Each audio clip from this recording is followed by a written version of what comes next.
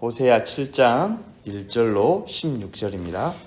우리 한 구절 한 구절 돌아가며 교도하도록 하겠습니다. 내가 이스라엘을 치료하려 할 때에 에브라임의 죄와 사마리아의 악이 드러나도다. 그들은 거짓을 행하며 안으로 들어가 도둑질하고 밖으로 떼지어 노략질하며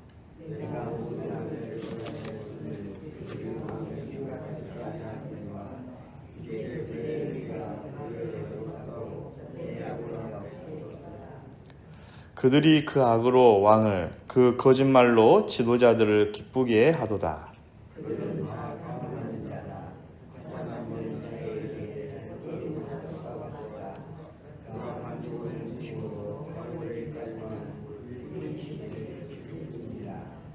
우리 왕의 날에 지도자들은 술의 뜨거움으로 병이 나며 왕은 오만한 자들과 더불어 악수하는도다.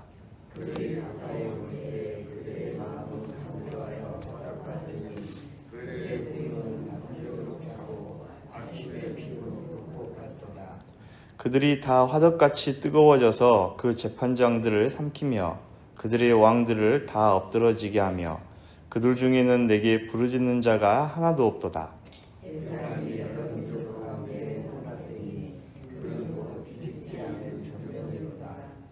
이방인들이 그의 힘을 삼켰으나 알지 못하고 백발이 무성할지라도 알지 못하는도다.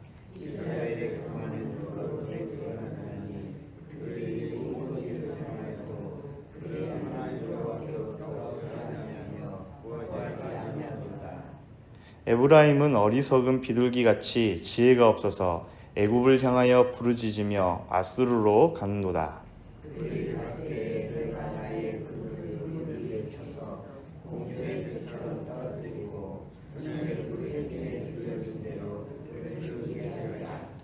화 있을진저 그들이 나를 떠나 그릇 갔음이니라. 패망할진저 그들이 내게 범죄하였으니라. 내가 그들을 건져주려 하나 그들이 나를 거슬러 거짓을 말하고 성심으로 나를 부르지 아니하였으며 오직 진상에서 슬피 부르짖으며 목시가 새 포도주로 말미암아 모이며 나를 거역하는도다. 내가 그들 팔을 연습시켜 힘있게 하였으나 그들은 내게 대하여 악을 꾀하는도다. 그들은 돌아오나 공신들에게로 돌아오지 아니하니 소리는 나가 같으며 그들의 지도자들은 그들의 거친 말로 말미암아 나라에 떨어지리니 그들의 현장에서 조롱거리가 되리라. 아멘.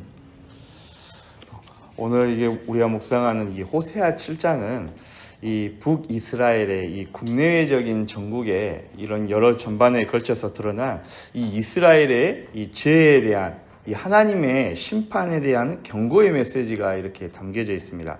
그래서 이제 1절, 우리가 보았던 1절과 7절까지를 보게 되어지면은 이 왕궁 안에, 당시 이 왕실 안에 일어나고 있는 이 죄들에 대하여서 하나님께서 이제 지적을 하시고 8절과 이 12절 말씀을 보게 되어지면은 이 이방 국가를 의지하려고 하는 이 이스라엘의 이 어리석음과 또 그 결과에 따른 심판이 임하게 될 것에 대해서 이 예언의 말씀이 기록되어 있죠. 그리고 이어서 13절부터 마지막 16절까지는 그런 이스라엘이 이 훗날 이 이방 이 민족에 의해서 결국에는 멸망하게 되어질 것에 대한 이 안타까움의 하나님의 이 탄식의 내용이 기록되어져 있습니다.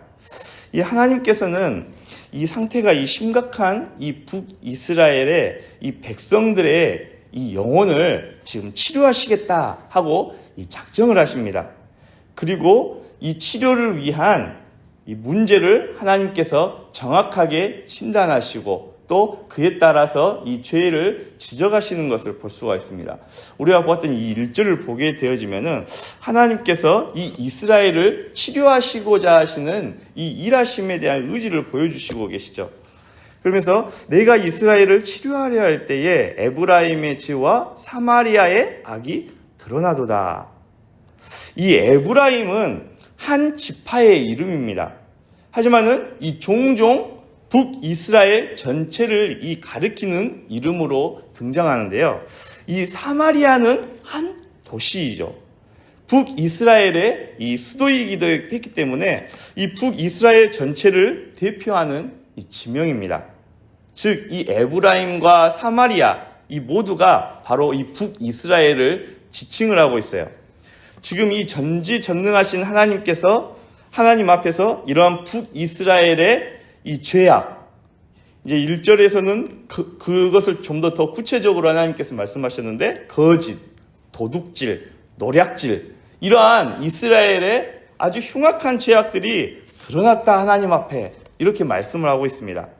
하나도 빠짐없이 숨김없이 전지전능하신 하나님께서 다 알고 보고 계셨다는 것이죠. 그리고 이런 이스라엘의 죄악이 나타났으니 하나님께서 반드시 치료하셔야겠다라고 선언을 하고 계시고 계십니다.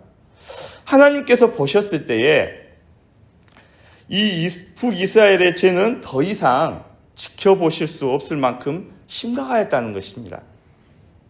지금 당장 이스라엘을 치료하시겠다 말씀하십니다. 문제는 이 이스라엘은 이 문제에 대하여서 전혀 심각하게 생각하지 않고 있다는 데 있습니다.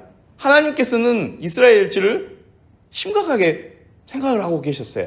하지만 당사자들은, 북이스라엘 백성들은 이 자신들의 죄에 대해서 심각하게 받아들이지 않았다는 것입니다. 오히려 그 어느 때보다 자신들은 지금 좋다, 좋은 상황이다, 이렇게 여기면서 살아가고 있었다는 것이죠. 북이스라엘을 세운 이 여로보암 왕을 시작해서 이 마지막 왕이었던 이제 이 말씀을 예언하고 있는 이 호세아가 예언하고 있었던 이 여로보암 2세 때까지 내려오기까지 북이스라엘이란 나라는 아주 그저 그런 그냥 아주 평범한 나라에 불과 있었습니다. 하지만 이 여로보암 2세 때에 나라가 급속도로 성장하게 되어집니다. 그의 영토가, 북이스라엘 영토가 아주 넓어졌다는 것이죠. 북쪽으로는 이 하맛 어기, 그러니까 남쪽으로는 아라바 바다까지 나라의 영토가 아주 확장되어지는 큰 부흥을 맛보게 되어집니다. 뿐만 아니라 이 무역에 있어서도 이전에 없던 아주 성공적으로 호황적인 이러한 풍요로움을 누리게 되어집니다. 이로 인하여서 자연적으로 나라는 부해지고 또 국력은 강해지는 그러한 시기를 맞이하게 되어진 것이죠. 이에 따라서 백성들은 모두가 부와 또 자신들이 누리고자 하는 이 행복을 누리고 있다, 이렇게 생각을 했다는 것입니다. 육적으로만 살다 보니 백성들은 지금처럼 좋은 시절이 없다, 이렇게 노래하면서 살았습니다. 하지만 하나님께서 이러한 이스라엘 백성들의 모습을 보셨을 때에는 그들을 향하여서, 그래, 너희들 굉장히 잘하고 있다, 너희들 아주 성공적인 삶을 살고 있다, 이렇게 말씀하고 계시는 것이 아니라 아주 심각한 상황이다, 그들의 상태가 아주 심각한 상태이다, 이렇게 진단을 하셨다는 것이죠. 때문에 그들을 더 이상 지켜보고 계시는 것이 아니라 이제 하나님께서 적극적으로 나서서 그들을 치료하시겠다 말씀하고 계시는 것입니다. 그런데 이 2절에는 똑같은 상황, 즉 이스라엘의 죄를 바라보시는 하나님 생각과 자신의 죄악에 대한 이스라엘의 생각이 대조적으로 나타납니다. 이스라엘의 이 모든 행위의 죄악을 전지하신 하나님께서는 다 기억하고 치료하시고자 하지만 이스라엘 백성들은 그들의 죄를 대수롭게 여기지 않았다는 것이죠. 그래서 2절의 말씀에 보게 되면 그들이 마음에 생각하지 아니하거니와 라고 말씀합니다. 이 말씀은 이 이스라엘 백성들이 하나님을 마음에 두기를 거부했다는 것입니다. 얼마나 하나님을 쉽게 생각하고 있는지 이스라엘 백성들이 이스라엘의 이 영적 상태를 그대로 보여주고 계시는 말씀입니다. 이 말은 그들은 이제 하나님께 돌아오지 않고 도리어 더욱더 죄 가운데로 나아가고자 하는 이러한 이스라엘의 영적 어두운 모습이 지금 말씀에 담겨져 있어요. 이러한 죄악은 이 백성들을 신앙의 길로, 바른 길로 이끌어야 할 책임이 있었던 왕이 거하였던 이 왕궁에서조차부터 시작되어진 것을 볼 수가 있습니다. 그래서 이 3절 말씀에 보게 되면 그들이 그 악으로 왕을 그 거짓말로 지도자들을 기쁘게 하도다 라고 말씀합니다. 여기에서 지금 3절에서 말씀하는 악은 도덕적 타락을 의미합니다. 거짓말이라는 의미는 이 정치적 기만을 의미하고 있습니다. 그러니까 당시 북이스라엘 왕은 왕으로 시작해서 모든 백성에 이르기까지 다 죄악 가운데에 서 있었다. 모두가 다 타락해버렸다. 이것을 지적을 하고 있는 것입니다. 하나님만을 섬기기 위하여서 하나님 안에서 바른 국가를 세워가야 할 책임은 뒤로하고 이 왕궁에서조차부터서도 하나님을 잊어버리기 시작하니까 곧 자신의 기득권을 유지하기 위하여서 왕과 또 백성들 모든 사람들이 하나가 되어져서 이 쾌락에 빠지게 되어지고 또 그에 따라서 부정부패가 아주 심각했다는 것을 말씀하고 있는 것이죠. 왕과 또 백성들, 모든 백성들은 이 음란한 행위와 불법적 이 악행, 또 재물 탈취를 통한 자신의 부를 축적하는 데에 혈안이 되어져 있었습니다. 아주 열심을 품었다는 것이죠. 백성들은 또 그들의 피리에 적극적으로 동참해서 자신들도 한 자리를 차지하고 조금이나마 거기 안에서 자신들에게 콩고물이 떨어질까 하는 이런 기대 심리를 가지고 살아가고 있었습니다. 당시 이스라엘 전체의 이 안팎으로 죄악의 도성으로 완전히 변해버렸던 것을 우리가 말씀을 통해서 알 수가 있는 거예요. 이스라엘이 왜 이렇게까지 변해버렸습니까? 원인은 바로 그들이 하나님을 떠났기 때문에 그렇습니다. 그리고 하나님께서 지금 이러한 죄악에 빠져있는 이스라엘 백성들의 이 죄악에 대하여서 세 가지 비유를 통해서 계속해서 말씀을 하고 있는 것입니다. 4절 말씀을 보게 되어지면은 그들은 다 가늠한 자라 과자 만드는 자에 의해 달궈진 화덕과 같도다. 그가 반죽을 뭉침으로 발효하게 되기 전까지만 불 일으키기를 그칠 뿐이니라 라고 말씀합니다. 그들을 가늠한 자라라고 말씀하시면서 과자 만드는 달구어진 화덕과 같은 민족이다. 이렇게 지금 하나님께서 그들의 죄를 지적하고 계세요. 이 화덕은 북이스라엘 백성들의 이 마음의 상태를 의미하고 있습니다. 달구어졌다는 것은 지금 그들의 마음이 음란과 죄악으로 뜨거워진 그들의 이스라엘 백성들의 마음의 상태를 빗대어서 말씀하고 있는 것이죠. 그러니까 이 말인즉 과자를 반죽하고 그리고 반죽된 것이 발효될 때까지만 뜨거운 불이 필요 없었기 때문에 불을 약하게 해두어서 그들의 마음이 잠잠하는 것 같이 보였지만은 다시 과자를 구울 시기가 되면은 다시 그 화덕은 달구어져서 뜨거워진 것이죠. 즉 음란을 향하여서 우상 숭배를 향하는 죄의 길로 그들이 끊임없이 정신없이 나아가고 있는 것을 말씀을 하고 있습니다. 적극적으로 죄를 짓기 이전에는 잠잠한 것처럼 잠깐 식어 있는 것 같이 보이지만은 그들의 욕망이, 죄에 대한 욕망이, 탐심, 탐욕이 불일 듯 일어났을 때에는 다시금 뜨거운 화덕과 같이 그들의 마음의 상태가 변해져 버리는 이러한 모습을 지금 하나님께서 죄를 지적하고 계시는 것입니다. 이러한 상태에 있는 북이스라엘을 회복시키기 위해서는 화덕 자체를 깨트려야 되는 것이죠. 화덕 자체가 존재하는 한 이 불조절은 아무런 의미가 없는 것입니다. 우리 마음속에 이 죄를 향하여 달려가는 불씨가 있다면은 이 불씨를 자체를 없애버려야 된다는 것을 의미하고 있습니다. 그렇지 않고서는 우리가 죄에서 벗어날 수 없다는 사실이죠.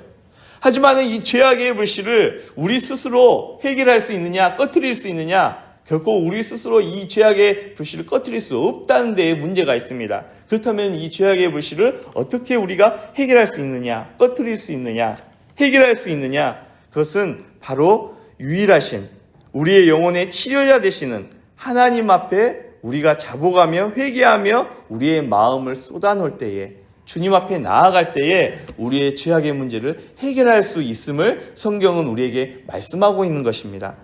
그때 우리는 치료하시는 하나님의 은혜의 손길을 경험하게 되어집니다. 이러한 이유 때문에 우리는 신앙생활하고 그 문제를 위해서 오늘도 나와서 이 자리에 나와 엎드려 하나님 앞에 구하는 것이죠. 잠깐 불조절을 하는 것이 아니라 화덕 자체를, 마음의 자체를 완전히 새롭게 우리를 변화시키시는, 하나님 앞에 깨트리는 이러한 지혜로운 하나님의 백성들이 되어야겠습니다. 또한 이 8절 말씀을 보게 되어지면은 이 두 번째 비유가 나오게 되어지는데, 에브라임이 여러 민족 가운데에 혼합되니 그는 곧 뒤집지 않는 전병이로다 라고 말씀합니다. 전병은 이 얇은 과자입니다. 얇은 과자를 구울 때 뒤집지 않으면 어떻게 될까요? 한쪽이 완전히 다 타버리겠죠. 한쪽만 굽고 한쪽은 구워지지 않는 전병은 겉과 속이 다른 북이스라엘 백성들의 이 영적 상태를 의미를 하고 있습니다. 그들은 겉과 속이 다른 자들이라고 하나님께서 말씀하고 계시는 것이죠. 왜 이렇게 하나님께서 말씀을 하셨을까요? 이스라엘 백성들이 제사에는, 하나님 앞에 드리는 이 제사에는 열심인 민족이었었습니다. 양과 소, 제물을 잔뜩 가지고 와서 풍부한 제물로 하나님 앞에 나와서 드리는 제사에는 열심을 가진 자들이었습니다. 하지만은 문제는 그 안에 기본적으로 담겨져야 될 마음이 없었습니다. 어떠한 마음이었습니까? 하나님을 경외하는 마음, 하나님 앞에 감사하는 마음, 이 마음이 없었다는 거예요. 종교적 열심만 가득했다는 것입니다. 겉보기에는 영적인 열심을 내는 것처럼 보이지만은 실질적으로는 그들의 신앙생활과 또 삶은 엉망이었고 내면 역시 골마 썩어 있었던 것입니다. 그럼 그들의 내면은 위기 상황 가운데에 직면했을 때에 결국에는 문제를 일으키게 되어졌던 것이죠. 그래서 10절과 11절 말씀을 보게 되어지면 이스라엘의 교만은 그 얼굴에 드러났다라고 하나님께서 말씀합니다. 그러면서 뒤이어서 그들이 이 모든 일을 당하여도 그들의 하나님 여호와께로 돌아오지 아니하며 구하지 아니하도다. 에브라임은 어리석은 비둘기같이 지혜가 없어서 애굽을 향하여 부르짖으며 아수르로 가는도다 라고 말씀합니다. 어려움을 당하여도 이제는 하나님께로 돌아올 생각도 하지 않고 하나님을 구하지도 않고 하나님을 찾지도 않는다는 것입니다. 그렇다면 제사를 드릴 필요가 무엇이 있냐는 것이죠. 그들이 드리는 제사가 무슨 의미가 있냐는 것입니다. 이스라엘은 애굽과 아수르라는 이 두 강대국, 당시에 이 두 강대국 사이에서 철저하게 저울질을 하고 있었습니다. 왜 저울질을 했냐면 어떻게 하면은 그들을 이용해서 우리가 더 강해지고 이 위기 가운데서 살아남을 수가 있을까? 누구를 선택을 해야 우리가 이 상황 가운데 위기에서 벗어날 수 있을까? 이러한 계산을 계속해서 하고 있었다는 것입니다. 국가 운명이 달린 이 긴박한 상황에서도 이스라엘을 구원하실 수 있는 유일하신 하나님을 의지하는 것이 아니라 세상이 말하는 이 힘의 원리를 쫓아서 아수르와 애굽 사이에서 저울질하는 이스라엘을 지금 보시고 하나님께서 책망하고 계신다는 사실입니다. 이 위기 가운데에 이스라엘 백성들이 할 수 있는 유일한 길은 하나였었습니다. 유일한 방법은 하나였습니다. 그게 무엇입니까? 전능하신 하나님 앞에 나와서 이스라엘을 이스라엘 되게끔 택하시고 지금까지 인도해 주셨던 하나님을 살아계신 하나님을 의지하여서 하나님 앞에 자복하고 회개하며 나아가야 되는 것이 바로 유일한 이 상황 가운데서의 해결의 방법이었습니다. 그런데 그러함에도 불구하고 하나님께 무릎을 꿇고 하나님의 옆에 엎드려야 되는데 이 하나님 앞에 돌아오지 않고 도리어 세상의 방법대로 애굽과 아수르를 향하여서 때에 따라서 도움을 구하고 부르짖고 나아가는 이런 이중적 모습을 지금 하나님 앞에 이스라엘 백성들이 보이고 있었다는 것입니다. 사랑하는 성도 여러분, 오늘 이 새벽 가운데에 말씀을 대하는 우리들 역시도 이 시간들을 통하여서 한번 이스라엘의 영적 모습을 보면서 우리의 영적의 모습들을 다시 한번 더 살펴보았으면 좋겠습니다. 우리도 때로는 살아갈 때에, 신앙생활할 때에 하나님을 의지한다고 고백하고 이야기하지만은 때에 따라서는 이스라엘 백성들이 북이스라엘과 아수르 사이에, 북이스라엘이 아수르와 또한 애굽 사이에서 갈팡질팡하였던 것처럼 우리도 역시 이렇게 갈팡질팡하면서 세상을, 한쪽은 절반은 세상을 향하여서 또 절반은 하나님을 향하여서 종교적 열심을 내는 것처럼 우리가 신앙생활을 할 때가 있습니다. 하지만 하나님께서는 이렇게 미지근한 신앙을 원하시는 것이 아니라고 말씀을 하고 있는 것을 우리가 분명히 성경을 통해서 알 수가 있습니다. 하나님은 확실하게 하나님의 편에 서서 하나님 앞에 나아가기를, 하나님의 백성들이 하나님만을 섬기고 하나님만을 의지할 것을 우리에게 촉구하고 계시는 것을 성경을 통하여서 이 새벽에도 깨닫게 되어집니다. 오늘 말씀 가운데에 우리에게 말씀하시는 이 하나님의 음성을 듣고 우리가 하나님만을 섬기고 하나님 앞에 나아가서 하나님만을 의지하는 하나님의 백성들이 되어줄 수 있기를 바랍니다. 이런 이스라엘을 이 하나님께서는 하늘에 그물을 던져서 그 비둘기를 떨어뜨리겠다라고 12절에서 말씀합니다. 이 이스라엘의 교만하고 이 어리석은 행위를 심판하고 징계하시겠다, 이러한 뜻입니다. 이처럼 이 하나님께 돌아오지 않고 주변 이 국들만 의지하고 상대하던 이스라엘의 미래는 결국에는 이 파멸의 길이다. 그에 대한 안타까운 탄식의 메시지를 하나님께서 선포하고 계시는 것이죠. 그럼에도 이 완악한 이스라엘 백성들은 하나님 앞에 끝까지 거짓된 회개의 모습으로 나아갔음을 13절과 14절에서 안타까워하고 계십니다. 하나님께서 계속해서 돌이켜서 이스라엘 백성들이 돌아오기를 계속해서 선지자를 통해서 말씀하고 회개를 촉구했지만은 이스라엘 백성들은 어려움을 경험할 때는 그때 잠깐 하나님 앞에 회개하는 것처럼 하는 척 그렇게 하나님 앞에 나아갔지만은 결국에는 하나님을 의지하는 것이 아니라 다시금 세상으로 돌아가서 자신의 방법대로 생활을 하고 있는 그들의 모습을 안타까워하셨다는 것이죠. 전지전능하신 하나님 앞에 나아가는 우리의 회개의 자세는 어떻습니까? 이스라엘 백성들의 모습처럼 습관적인 외침, 입술의 고백, 이러한 고백이 아닌지, 회개가 마치 신앙생활 안에 형식적인 절차가 되어 있지 않는지, 또 하나님 앞에서 우리의 죄를 고백하는 이 회개의 모습이 형식적인 모습이지 않는지 이 시간들을 통하여서 우리가 뒤돌아볼 수 있길 원합니다. 하나님이 원하시는 진정한 회개는 하나님 앞에 철저하게 돌아가서, 하나님 앞으로 돌아가서 하나님 앞에, 하나님 안에서 살아가는 믿음의 삶, 그분의 통치와 다스림 가운데에서, 그분의 주권 가운데에서 순종하며 살아가는 삶을 원하신다는 사실을 우리가 이 새벽을 통해서 다시 한 번 더 깨달을 수 있기를 원합니다.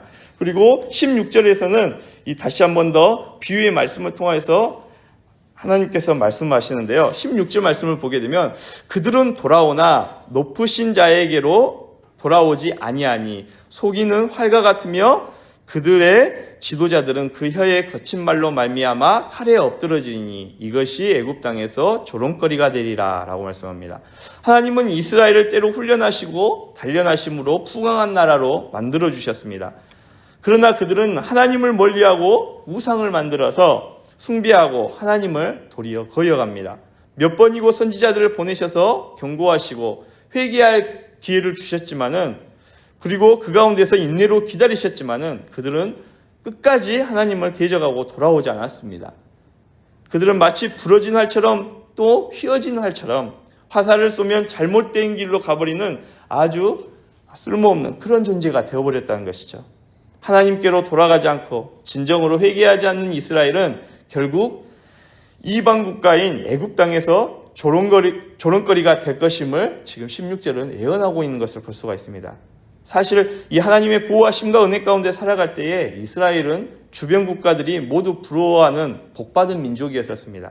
하지만 하나님을 떠나서 우상을 섬기고 자신의 뜻대로 살아갈 때에 결국에는 그들의 미래는 멸망이고 또 나라 잃은 슬픔을 당하고 더 나아가서는 포로 생활의 아픔을 겪게 되어지는 것을 우리가 성경의 역사를 통해서 살펴볼 수가 있습니다. 우리 일상에서도 하나님으로부터 멀어질 때가 있습니다. 그럴 때 하나님께서는 우리를 치료해 주시기 위해서 가까이 오십니다.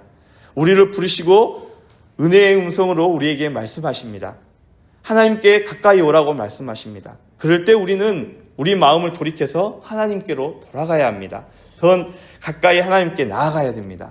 그때에 우리의 죄를 위하여서 십자가에서 죽으시고 부활하신 예수 그리스도의 그 놀라우신 은혜를 우리가 체험할 수 있고, 또 그 은혜의 보좌 앞에 예수 그리스도의 피의 공로를, 보혈의 공로를 의지해서 담대히 나아갈 수 있음을 우리는 깨닫게 되어집니다. 오늘 하루도 이 하나님을 가까이함이 복이라는 이 시편 기자의 고백과 같이 우리의 모든 것을 알고 계시며 가장 좋은 것 주시길 원하시는 하나님께 가까이 나아감으로 우리를 치료하시고 고치시고 하나님의 백성으로 품으시는 놀라우신 하나님의 은혜를 체험하시고 하나님의 은혜 가운데서 지어져가는 우리의 인생이 되시기를 간절히 바랍니다. 기도하겠습니다. 살아계신 하나님, 은혜와 사랑을 감사합니다. 오늘 이 새벽에도 북이스라엘의 이 타락한 모습을 통하여서, 영적 어두운 이 모습을 통하여서 우리의 신앙을 돌아볼 수 있는 귀한 은혜를 허락하여 주심을 감사합니다. 북이스라엘 백성들이, 북이스라엘 전체가 하나님을 대적하고 하나님을 멀리하고 세상의 원리를 쫓아서 인본주의 삶을 살아갈 때에 결국에는 그들의 죄 때문에 패망하게 되어지고 멸망하게 되어졌던 것을 우리가 성경의 역사를 통하여서 깨닫게 되어집니다. 혹여 우리의 신앙의 모습 가운데에 하나님을 멀리하고 대적하며 세상을 쫓아 살아가고 있는 우리의 죄악의 모습이 있지 않는지 이 시간들을 통하여서 깨닫는 귀한 은혜를 허락하여 주시고, 이 새벽 기도할 때에 성령 하나님께서 우리의 죄악들에 대하여서 애통하며 회개하며 나아갈 수 있는 귀한 은혜가 있도록 인도하여 주시고, 이 새벽에 회개하며 주님 앞에 나아갈 때에 예수 그리스도의 그 십자가의 보혈의 은혜를 통한 치유하심의 은혜가 우리의 심령 가운데에 귀하게 은혜 가운데 임하여지는 놀라운 은혜가 임하여질 수 있도록 인도하여 주시옵소서. 매일의 삶 가운데에서 오직 주님을 쫓아 주님 안에서 순종하며 살아갈 수 있는 하나님의 거룩한 백성 되어질 수 있도록 인도하여 주시옵소서. 오늘 하루의 삶도 주님께 의지하오니 성령님의 인도하심에 따라 주님 안에서 살아가는 기쁨을 충만하게 누리는 하나님의 거룩한 백성들 되어질 수 있도록 성령 하나님 인도하여 주시옵소서. 감사합니다. 예수님 이름으로 기도합니다. 아멘.